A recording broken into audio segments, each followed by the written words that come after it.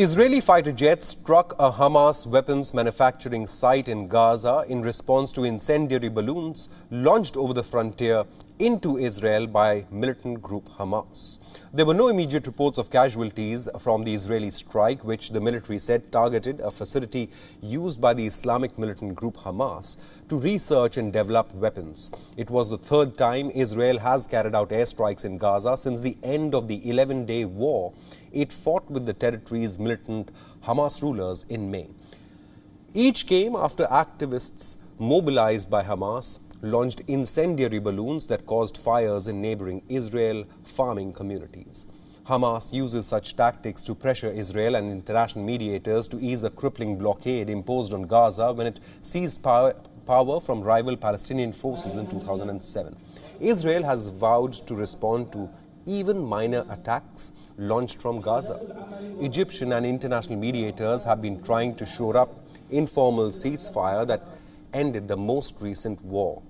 In recent days, Israel has eased restrictions to allow in Qatar-funded fuel, extend Gaza's fishing zone and permit increased cross-border commerce. Israel says that such steps are contingent on Hamas preserving calm along the frontier.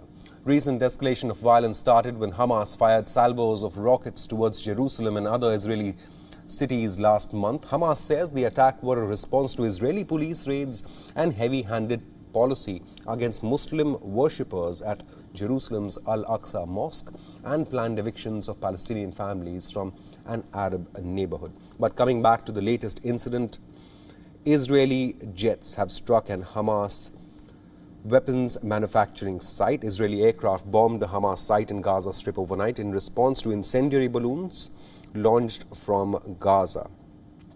Now, since a May 21st ceasefire ended 11 days of Israel-Hamas fighting, Palestinians in Gaza have sporadically launched balloons laden with incendiary material across the border, causing fires in Israel.